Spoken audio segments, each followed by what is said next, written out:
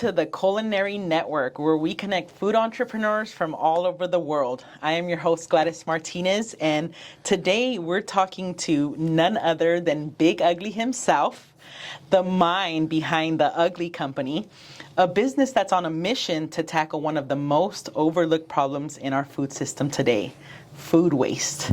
So we're going to talk about where it all started, where our food system is headed, and what we can do to make a difference. So, Ben, welcome. It's such an honor to have you here today. I'm so excited to get to interview you. I know we've had this conversation pending for some time, so welcome, and let's get started, shall we? I'm glad that you're here with us today. I think the last time that we had connected was at the Food Expo out in Anaheim, which was awesome. I got to meet your guy. What's his name again? I forgot his name. That's probably David. David, Yeah, yes. David, yeah. I got you guys on video and everything. It was awesome. That's right. Yeah, Yes. I remember that now. That's right. Yeah. And so it was pending since then. It's been a year, and now we're finally making it happen. So welcome to the podcast show. There we go. Yes. So let's start about talking about the origin of the story. What was the moment that sparked the idea for the Ugly Company? Tell us. Yeah, so I mean, I don't know if it was just like an actual, they say, the light bulb or the whatever, or if it was more of a slow burn of, so you got to look at my background real quick. So I'm a farmer from Central California, and I had left the farm, went and served in the Army, and I really had two goals in life. One was I wanted to make a career in the military, then I wanted to come home and farm with my family, but I ended up getting injured pretty bad in the military, so I got medically retired. Came back home to the farm at a pretty young age, early 20s, and I had this kind of conversation with my dad, like, hey, I'm back, I'm ready to farm. Like, where do I jump in? Where do I start? And he was just like, hey, I'm barely hanging on. Like, we don't have the scale to make this. There's really no opportunity here for you beyond just kind of being in and around. But there's no career here for you. If you want to have a family someday, like this isn't a realistic journey for you, right? And so that that was tough at that age, right? So boom, the door slammed shut in the Army, the door slammed shut with the farm, and I started driving truck for a company in Fresno called Reimer Transport. So you might have seen them driving around. They got white and blue trucks. They're pulling all the low beds, all the the 9-axle, some of those larger freight haulers. And so we were hauling oversized loads, a lot of construction equipment, things like that. And as farmers, like we always have. At least it's maybe not as common now because the scale of farming has increased quite a bit. But farmers always had their Class A, they always had their truck driving license, and so I had just thought that this is a good way for me to sharpen a skill. I have no idea what I'm trying to do with my life, and really that ended up leading to the Ugly Company because I worked there at Reimer for a while, ended up buying my own truck and went out on my own, and then one of the things I was doing was hauling fruit for other farmers. So I'd haul the fruit from the field to the packing house, but they would pay me to haul and dump the fruit that was unmarketable. Mm-hmm. So, talking about this light bulb kind of moment, it was really a long, slow burn of, 10, 12, 14, 16-hour days in the truck, hauling fruit and dumping it out and wondering like, God dang, there's got to be something better to do with this fruit than just dump it, Yeah.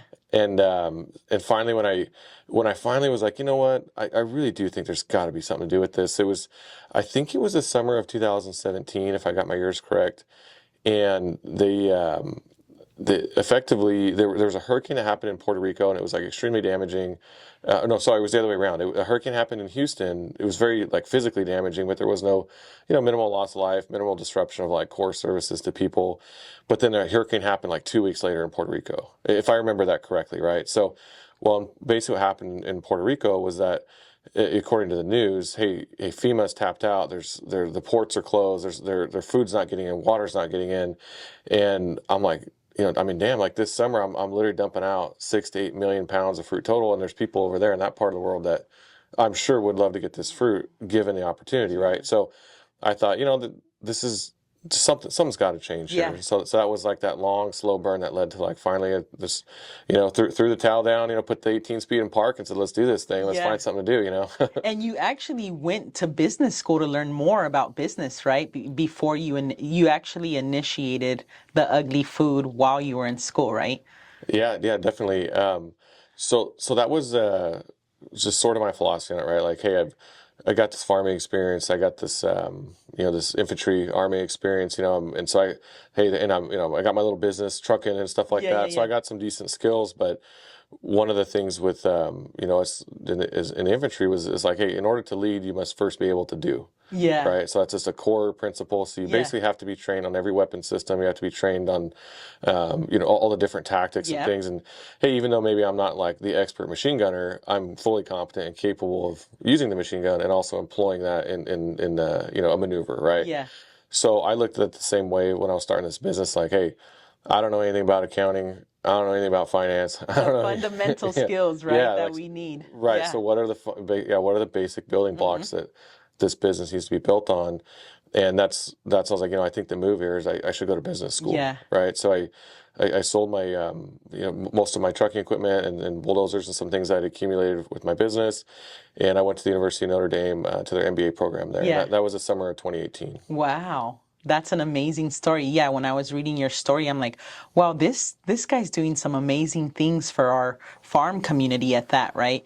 And when I discovered like how you seen a problem, right, and you went and you executed on a plan, right? You didn't know how it was gonna look like, but you were like, we got to do something about this, and that's where the ugly fruit was born. So, yeah, that's awesome to hear your story, Ben. I'm like in awe because, as an entrepreneur, we go out and we solve problems, right? And what's the opportunity out there?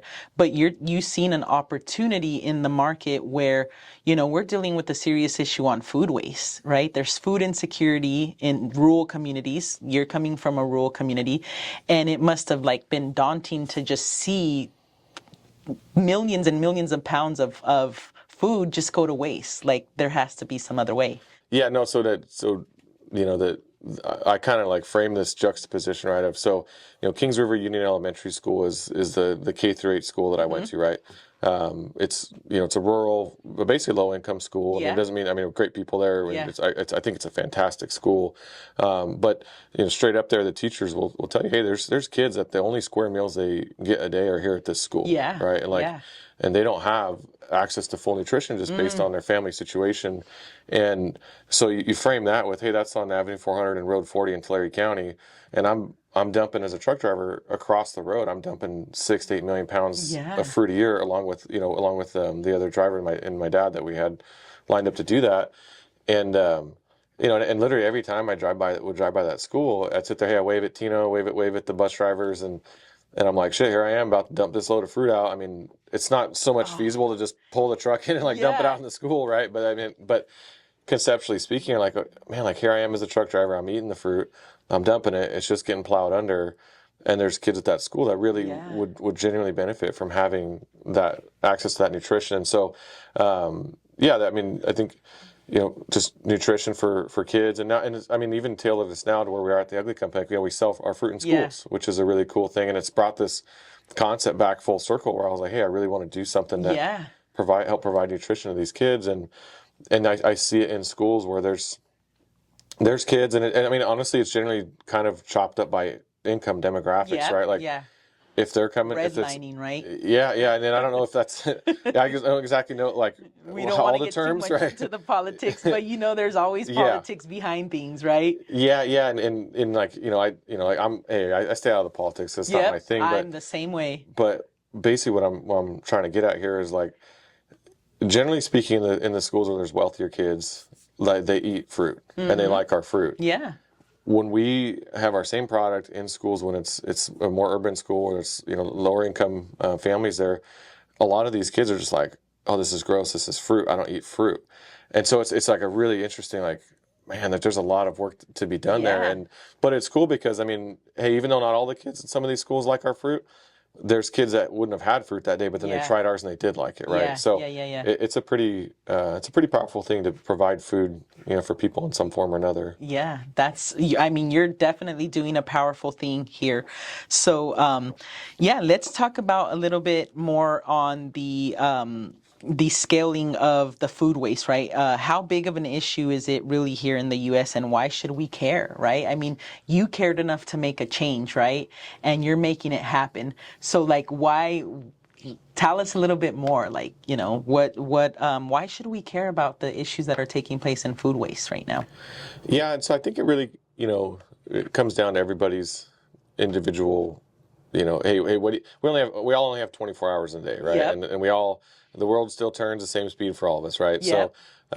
So I definitely am not the type of person to sit here and say, hey, pound my fist on the table. You got to do something about this. Yeah. You got to care, Yeah, right? yeah. So that's not how I look at it, but I look at it just more collectively speaking, which is what we're trying to do with our brand, that we've made it a very straightforward, a very simple way for the average person that has a busy day, that's got kids, that's got a job, that's got bills, that's got stress, to say, hey, here's a bag of dried fruit that has no added sugars, no added ingredients, and it prevents fruit from being thrown out, prevents fruit from going to waste. Yeah. So you can make a difference, because it only takes however many people purchasing however many bags, and you multiply that by, like in this case, this bag of peaches here, almost 2 pounds of fruit would have been thrown out. So however many people bought that bag of fruit today, that fruit was not thrown out this summer, right? So, so that's how I look at it. And then as far as on, hey, why should we care? I mean, I do think it's one of those things, like, just as a kind of a collective humanity of, hey, when there's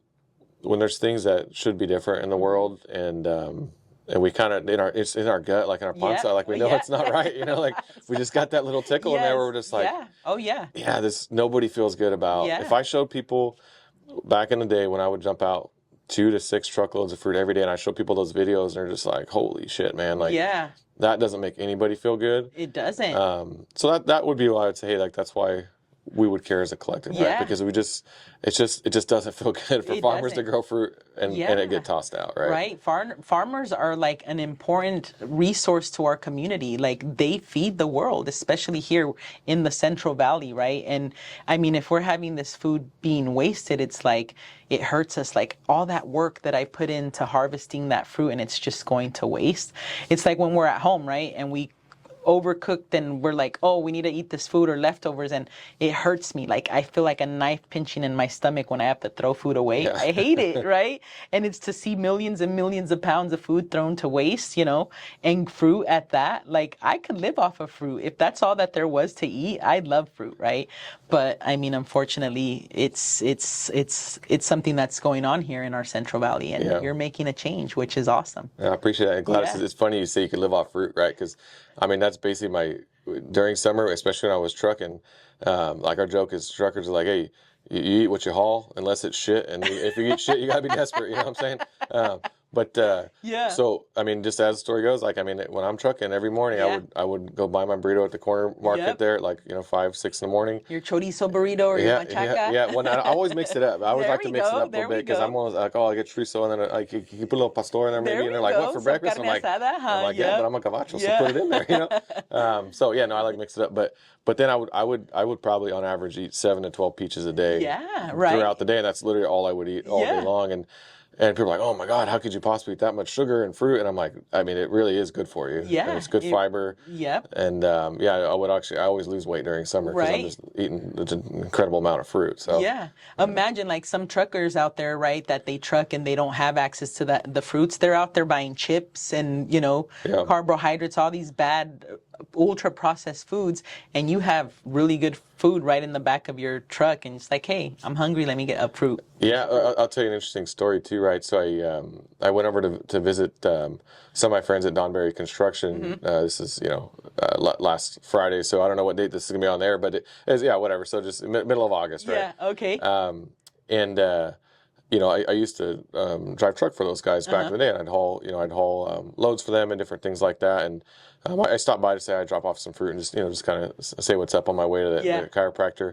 And the cool thing is, so this is on a Friday afternoon, so all their kind of, some of their chieftains, their bosses are coming in, kind of getting their marching orders for the Monday that's coming. And and these are like, rugged construction guys, right? I mean, they're sweaty. It's literally actively 109 degrees. They're just drenched from head to toe. Right. And they've been working all day, and they're trying our fruit, and they're like, damn, this is good. Right. Wow, this, and they're just like, just mowing through them. Hey guys, I mean, this is a lot of fiber in there. You might want to, if you're not a big fruit guy, you might want to slow the roll a bit.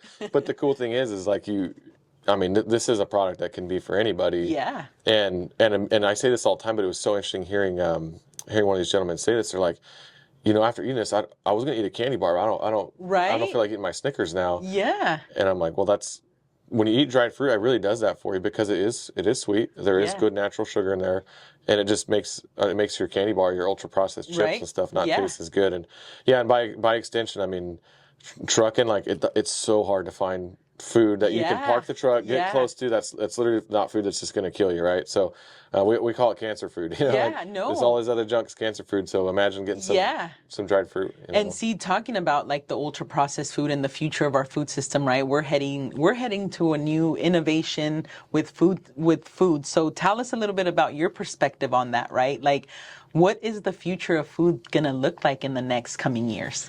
Yeah, so this is interesting. I just had a meeting this morning with the venture capitalists in Okay. the UK, right? Wow. And I don't know how much this is hyperbole versus how much this one person's experience or not, but I'm pitching our product Yep. because we're raising some financing, raising some Yeah. investment, and so this venture capitalist from the UK, she's like, and I'm telling her, like, hey, like, it's very difficult to find a variety of dried fruit on the grocery store shelf in the United States of America that doesn't have added sugars, added processed Yes. oils and things.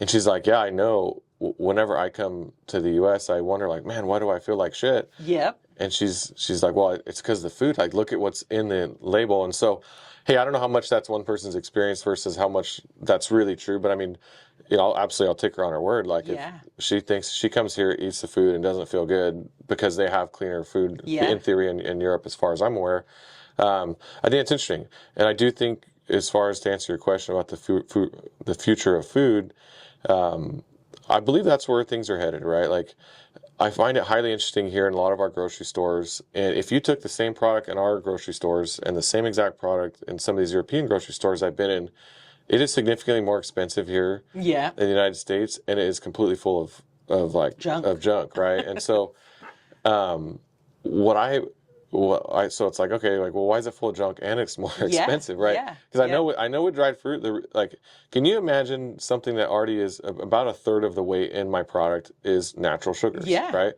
Could you imagine adding more sugar to that? Like, Right. why would you ever need that? Right. Well, the reason companies do that is because it's cheap. Yeah. Sugar Yeah. and And corn it's syrup and things. addicting. Yeah, exactly. It's addicting, right? And so, yeah. So I think it's morally foul to do that with food, and I think Yeah. that the companies that are I doing agree that, with you. they need to clean up their act. I think it's centered in greed, and it's centered in just compounding years and generations of, like, how can we make a quick buck? Yeah. And nobody cares about they don't care about the working class, in my Yeah. opinion. So, um, I think everybody's kind of waking up to it. Yep. I do. You've seen it. I've seen it in politics on both sides. Have you Starting heard of the food babe? the food babe. Yeah. Oh, I thought I was the food babe. I don't Well, know. you're the food. I'm the fruit You're babe. the Yeah. food. Oh, okay. You're the food. Let's give you a name. The food. I don't know. Like the Oh, food cowboy. There okay. we Yeah, go. all right. All right. Okay. I don't know who the food babe is, but I'm Yeah. curious. Well, she actually went out to Washington, and she's the one that advocated for all of the food dyes, right? And like how foods in different parts of the world, like the ingredients, like Fruit Loops, right? In different parts of Europe have ingredients that are much better than they are here in the US. Why do we produce it here and we have all the junk in our food? So I'm like there's a future for that, right? For the innovation of food products. And I think there's going to be an opportunity for upcoming food entrepreneurs, right? To be part of that wave. Yeah. No, I find that fascinating. I definitely agree with the sentiment because, hey, like, the counter argument to what I just said a little bit earlier about, like, these big companies Yeah. and just the greed and, like, Yeah. the compounding of just putting crap in food, Yeah. and somehow that's the answer for society. The counter argument to what I said earlier was that, well, ultimately it's people's choice what they Yep. buy and what they spend their money on. Yep. Yeah, except for the fact that if you go into the grocery store and you can't hardly find anything that is actually healthy, Yeah. and especially depending on, like, we all live and grow up in different areas. Like, you go into some of these areas, like, everything in there's crap, right? Yeah. Go in the corner store, it's soda and it's chips and Yep. stuff. But then also the reality of it is that the healthier options are usually more expensive. So you got like, we got everybody's, I mean, dealing with your bills, you got inflation, you got all this Yeah. type of stuff, and like you're kind of barely making ends meet, and like, well, what's the, and like that's how I grew up on TV dinners and Yeah. Spam and like, Ramen. yeah, The yeah, what were they? The Tina burritos. Those are yeah, I grew up on those. yeah, and it's just like, my God, I Yeah. wouldn't want to feed my child that now, Right? but, Yeah. um, so yeah, so I think it's interesting. I think it's a fascinating time to be alive, and Yeah. what I think personally is really really cool is that this healthy eating and like this actual push to change all facets of whether it's government, stores, food, businesses, Mm-hmm. is that it's becoming kind of a universal accepted concept, and this is not just for like, hey, the upper crust of society has access to this best fruits and vegetables, right? Like Yeah.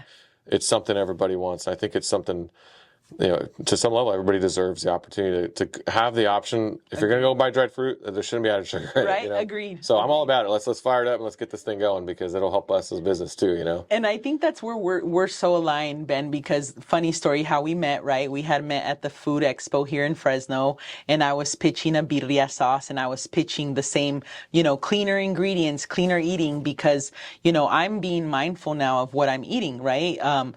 Dealing with a hormonal deficiency, a hormonal imbalance, and then like all of the processed foods and what is it, oils that have caused inflammation in my body. And it's like you don't think about these things until you have a serious health issue. So I'm like, okay, how can we change that, right? How can we better our food system where we're not getting sick off of eating food, right? And I think that's where we're so aligned with our values. Like when I Yeah. was reading on your learning about the ugly food and researching and learning about your guys' values and being transparent, right? It's about transparency. Like why can't we be transparent on what we're gonna eat? And now I'm being mindful of like, okay, what are the ingredients in my in my food? Because if it like everything I see now, it's like full of sugar, Yeah. added sugars. And I'm like, okay, how can we change that as food entrepreneurs? And I think that's where we're coming in to make innovation happen. Yeah, definitely. And it's still a very interesting challenge because I can sit here all day long and you can sit here and we can preach about, hey, the value of what's in food and this, that, and the other thing. But, ultimately still people's dollars. You're If you right. if you look at you go into go into Sam's Club, right? Our Yeah. products in there, 20 ounces for 99. It's the most affordable offering we've ever had. And we do really well in our category in Sam's Club. Like we're doing great work there. Our sales are really strong. Our velocities are great. Um, but still, and go talk to Willie in Fresno. Go talk to the Willie Sam's Club manager, and he'll tell you like, hey, like your product's doing really well and it's set, but that salty bag of junk over there, that will outsell you times Yeah. 10 Oh yeah. no matter what. And it's not a knock on us, but like Right. that still is the standard of like what people are Yeah. buying and stuff. And What they're used to, right? yeah, and what's fascinating is like, like Willie is an example. It was like, hey, like most of the EBT purchase and stuff go towards the salty, the unhealthy food, right? Yeah. And so that's just kind of a generational thing that's been built into the Yep. way we are kind of trained and have access to Yeah. food. And so, like I said, it's very interesting. We can absolutely sit here and say, oh, this is absolutely the way, this is the Yeah. thing. But consumer habits haven't fully caught up Yep. yet, and people are still, like they're still smashing on the, the food that's On the going to hot kill you, Cheetos, on the cancer on the food. ramen. Yeah, you're eating the cancer food. Hey, I'm guilty sometimes. I feel like eating a ramen sometime, but it's just because I've been accustomed to it, right? And Yeah. we're on the go and it's like, but I'm trying to train my children now, like, we can't be eating the hot Cheetos every day or the ramen every day. Like, we have to be mindful of our bodies. So, yeah. Yeah, and everything's all about moderation, Yep, right? Like, hey, truth. having And educating them too, right, on the nutritional value of what they're putting into their bodies. And I think that's there's a wave of that happening right now where they're educating children on like, hey, how can we eat better? Yeah, I think I'm sorry, and that's very fascinating because I hear people from all walks of life actively like flipping the bags over, reading the labels, like, Yep. oh, I can't believe that's in there. Yeah. And that's when, so you talk about how do you change that, right? Yeah. Well, with us, like with the investments that we've made to be able to take, hey, this fruit was being thrown out, but we now have, when we started our company, our product wasn't necessarily very affordable, right? Because we weren't vertically integrated, we didn't have all Yeah. this stuff figured out. But now I said, you can walk into your local Walmart and buy our 10-ounce family size bag of fruit for $7.47. And I don't exactly off the top of my head, I don't want to butcher, but there's something like 40 plums in that bag. Yeah, like yeah, yeah. 40 actual original pieces of fruit like went into that bag or something like that to make it. And so that is if you actually look at the nutritional component, that is like really high nutrition for the dollar. So I think that's how you change some of those things is you got to make the investments, and you got to have businesses that can provide this type of stuff for the average person. And how you can make it fun. Like I was bragging about your products, and I'm like, have you guys tried it with oatmeal? It's so good. Just put the pieces in there and you just eat it up. It's delicious, right? And it's nutritional. So yeah, I every time I go out to the store and I see, I'm like, cowboy Ben right there on the shelves. I love it. Yeah. When I went out to the food expo in Anaheim, that's how we connected. I seen your bag and I texted you and I was like, you're like, I'm here. I'm like, let's connect. And we just made it happen. But it's always an honor to see you and see what you're doing in the community and how your business is growing, because you're on the right track with innovation and in our food system. And I think, again, that's how we align, right? Where we want to be a catalyst for change for the future of our food system. And it takes food entrepreneurs like you and myself to make that happen. Yeah, absolutely. So now, if you look ahead 10 years from now, what do you think our food system would look like? Right? Like best case scenario, just give it, visionary, big ugly here, saying 10 years from now, or even where do you see ugly in 10 years from now? Yeah, awesome. Big ugly over here, trying not to break the microphone. I know, stand. right? It's just like jamming me in the face.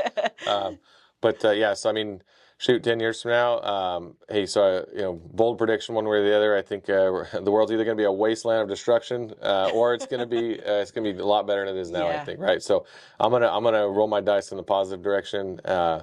And yeah, I mean, like we live in it's like it's just interesting that I think that's one of the defining things of our generation is that we just live in this like odd form of uncertainty that's hard to describe, but we just have this unique generational thing going on. We're like, hey, we kind of came of age in a recession, the 2008 recession, when a lot of us were entering the job market and stuff, and that was tough. And then the economy's been like good, but everybody's like kind of concerned about it since. And we got just crazy inflation and like prices, like none of us can afford to buy a house. I mean, all that type of stuff, right? So we just live in this oddly uncertain generation of people. But and I would say with food as well, there is some level of uncertainty of like, well, how's it going to go? Is the big food companies, are they just going to kind of provide some lip service to what's in their fruit or what's in their actual bags and their ingredients, and the lobbyists are still going to somehow pull the wool over all the politicians' eyes that, hey, this is not cancer food that we're serving people. Here's take another pill to solve the problem that your food gave you, right? So I hope that's not the case, but I can at least say what I've seen here on the ground is that I think now more than ever there's serious investment, there's serious money being put towards and invested in healthy eating food that is ubiquitous, right? It's not just for the not just for the hairy leg granola eating people out there, which they're awesome, but like we want everybody to be able to have some no sugar added fruit. So I would hope that every kid grows up in 10 years and goes to school, and every kid eats a piece of at least a piece of fruit a day, and eats vegetables, and it's not just like a something that, hey, only the wealthy can really afford to eat healthy. I hope that's where we're at in 10 years. Personally. That's awesome. Good nutrition is ubiquitous. Yeah, and I think too it starts with, of course, the home, right, and educating, but also organizations that can take that role and say, hey, let's educate our children, that are in these rural communities that really don't have access to healthier food. How can we educate them to eat healthier? So and that's part of like with our brand too, because kids think it's funny and they got the stickers and they put them on their faces. Oh, hell, I'm ugly, and it's like to them it's like a funny kind of joke. But that's something that sticks with them, and like, oh, they might not even realize that they're eating healthy necessarily, but they get accustomed to having it, and it's a funny brand and stuff. And so, and I do presentations in schools. So I wish I could just do that for my job, because I enjoy that more than just like talking to kids is fun. Well, when ugly gets to to big time, then that you'll be able to take some time off and go and do that, huh? I would love to. to spend more time Yeah, talking to kids and I educating. could see you at a school with the children and on the tractor and stuff like that. Yeah, we did this one at down in Ontario, at one of the schools in the Ontario Montclair School District, Uh-huh. and it was so funny because like I legitimately have not necessarily been around second graders since I was in second grade, right? Uh-huh. I mean, I'm not a I'm not a Are your children all grown up or? no, no, baby. Yes, Uh, I got a almost 7 month old, oh, they're and then I got babies. another one on the way Oh, soon. So yeah, congratulations. yep. So Congratulations, Ben. appreciate it. Yeah. But yeah, so it's funny. So most of the kids I've like taught classes to and Uh-huh. stuff are older in junior high and Yeah. things or high school, even college and things. And so these kids, it was like 3 class or something like that.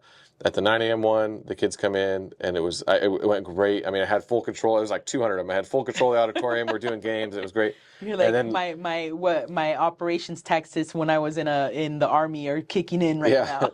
yeah, exactly. And so I was like, bam, bam, bam. I was lining them up, teaching. It was great. But then by the afternoon, like the class after lunch, the last class of the day I taught, it was just chaos. It was Oh, just yeah. chaos. Nobody could sit still. I literally, I mean, I taught the same exact thing in almost the same exact way. And it Right. just was, I mean, there was kids like running on me, pulling on my hair. And it was like wild. And I thought, man, like, these second grade teachers are absolute heroes. I mean, this is a war Yes. zone in here basically, and this is Yes. so yeah, no, just fun Yes. digression Thank you there, to right? all those teachers, right, that are out there and doing that work for us. I mean, you guys are amazing. I have a 9-year-old, and I feel like I have three with him. He's a boy, and boys are fun. They Yeah, have a lot of energy. So, yep, that's a sure yeah, thing. yeah, they do. So they have a lot of energy. Well, we're almost getting finalized with our interview here. I have a few more questions on the business side of things, right? So, are there any innovations or trends in farming distribution or consumer behavior that you get excited about for the future, right? Right now we're seeing, a lot of direct to consumer or farm to table things taking place. What are your thoughts on that? Yeah, so what's really kind of interesting that is happening actively and has been happening over the last, I don't know, 8 months or so is you have this interesting conflagration of tariffs that are Uh-huh. Oh, being levied or threatened, or like there's politics. I don't necessarily pretend to understand it, but on one hand you have that's happening where I'm like, hey, we're a domestic producer. I mean, we're sourcing our fruit domestically, we're processing it domestically. On one hand, hey, that should be a positive trend for us, right? yeah. So that in theory would benefit our business. That in theory would help us, be more competitive and be able to, have more resources to provide more fruit to more people, right? So that's interesting. But then, in schools, you talk about these farm to table programs. So selling to schools is a big part of our business. And there's some awesome distributors that we work with, Gold Star Foods and AgLink, and they have these programs set up to help channel all those resources funding, boom, to the schools. Yeah.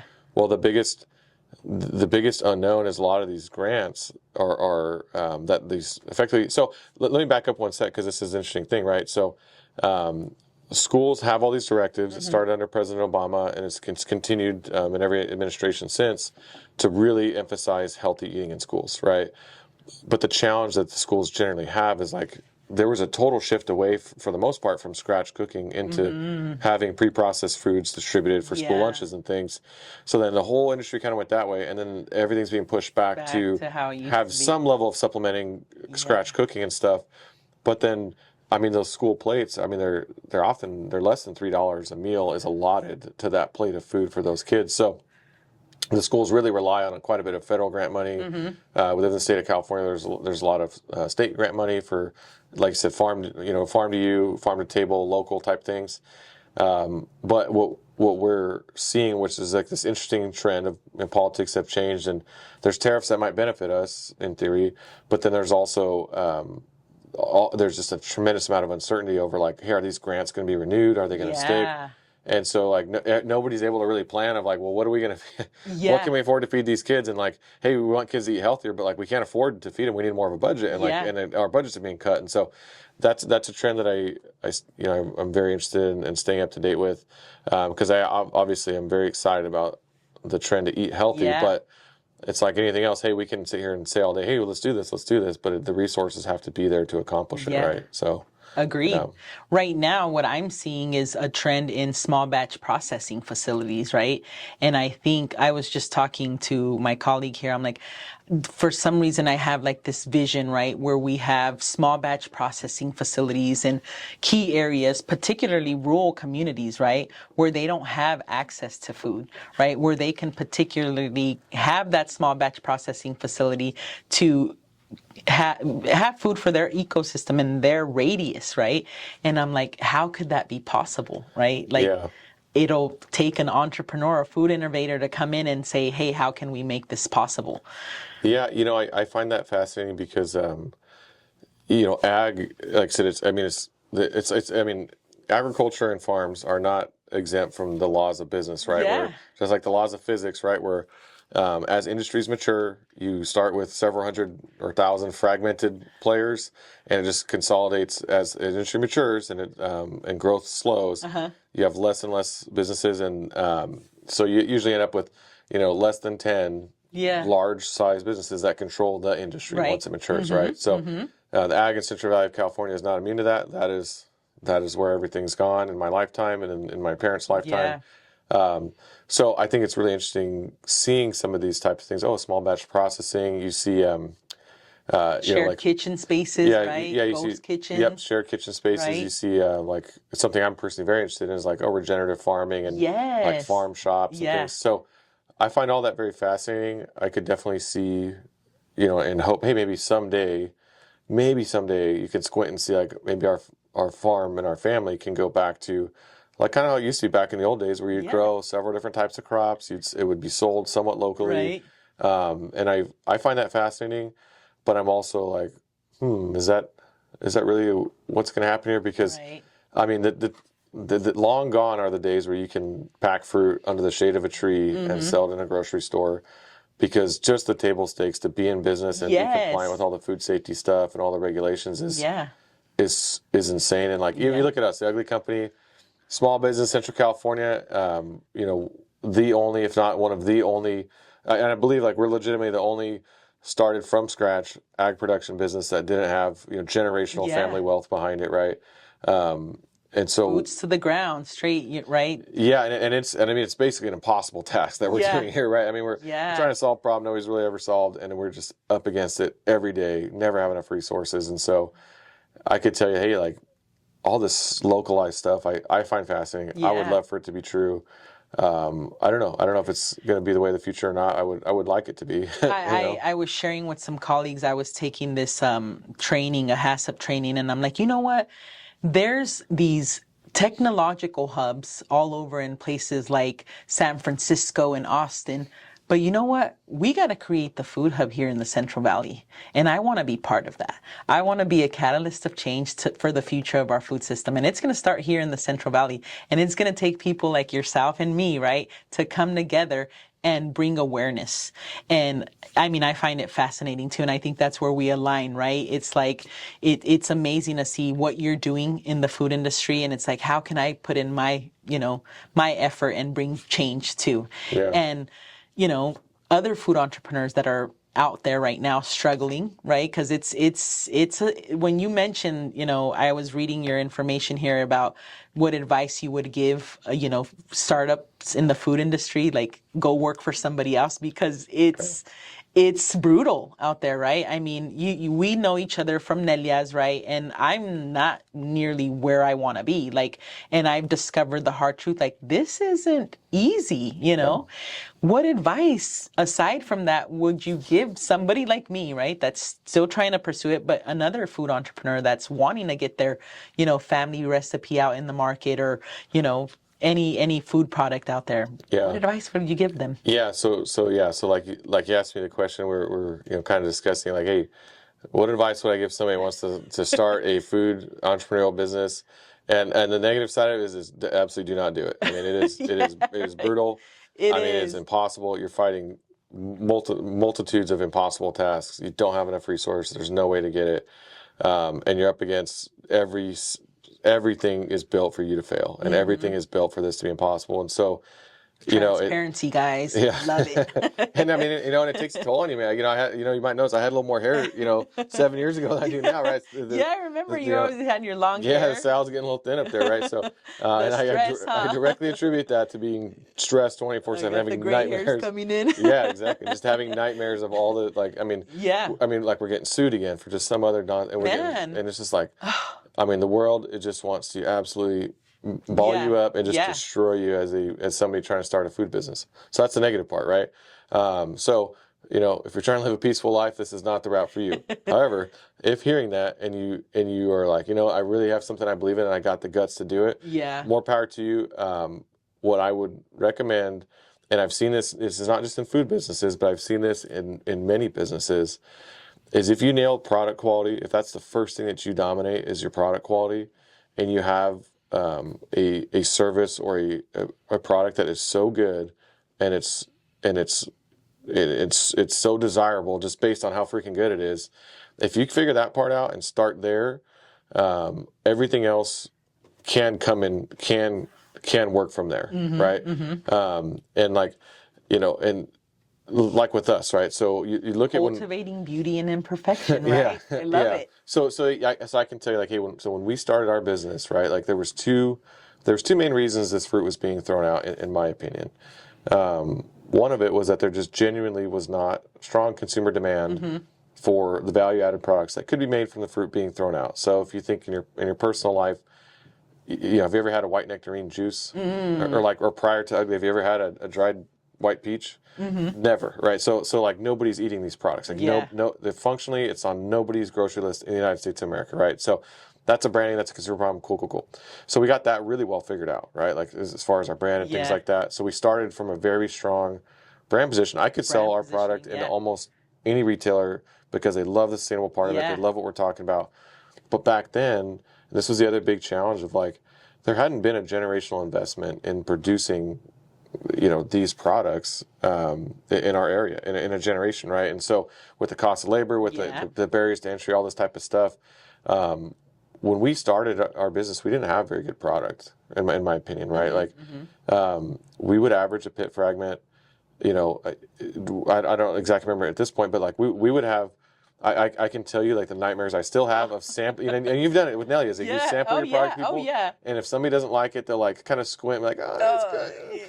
But they're nice about it. Yeah. And you get a pit fragment when you're sampling to somebody, like there's nowhere to hide. I mean, it's just like, oh God, what, God, and it's just like, and I've been there in the grocery stores doing that. And so that was if I were to somehow, if I were to like give myself advice 7 years ago, I'd say, hey, Ben, nail the product quality first. I know there isn't like a commercial processing option that's really going to get you there to where you really need to be yet, but start small and nail your product first before you, because that was the easy part for me, was selling it everywhere, but we always struggle with repeat purchases originally, because ultimately if you get a pit fragment and get that in your bag, you're not coming back to the ugly company, right? Man, so now we have that solved. There's almost no pit fragments or traces ever in our product. We're vertically integrated. We've got all that stuff figured out.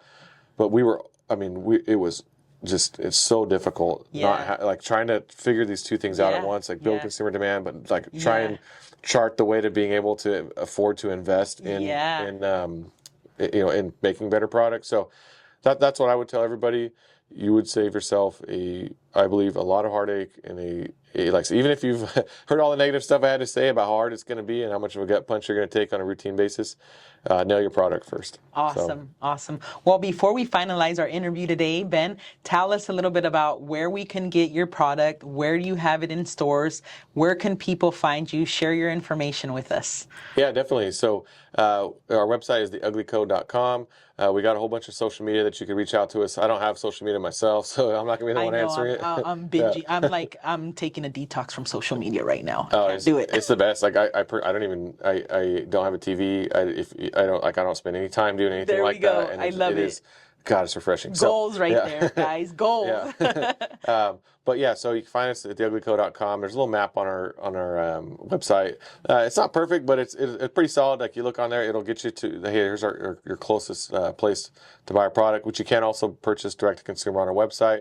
But we're found, generally speaking, we'll be in your local Sam's Club. We're in quite a few Walmarts throughout the U.S., Sprouts, CVS, Whole Foods. So you name it, and depending on what your local regional grocery store is, we may be there. And if we're not, what really helps us is if you want to try our product and you like it, or you have tried it and you want it to be able to buy it locally, go to the grocery store manager and say, hey, there's this company, the Ugly Company. I love their product, I love their brand, and I would like it to be in this grocery store. Can you help me out? And believe it or not, like that push coming from the consumer level, it absolutely does make an effect. And we've gained some of these local Walmarts here because people have gone asking for our product. Oh, hey, we read in the news that it's in Walmart. Hey, why is it not in this one? Yeah. And the store manager right then and there will order it. So yeah. So it is Well, possible. thank you for sharing that with us, and thank you for being here with us, Ben. It's been such an honor. I'm so excited that you were here with us to share your foodpreneur journey with us, right, on with the Ugly Food Company, and it's always a pleasure to be here with you. So thank you so much for being here with us. I appreciate it, Gladys. Yes. Thanks a lot. It's been awesome. It's always nice to hang out a little bit. Yes, thank you. And we want to give a special thanks to the Better Business Bureau here in Fresno, Nate and his team. Thank you also to the Culinary Network and Namasan Productions for making this happen. Thank you all.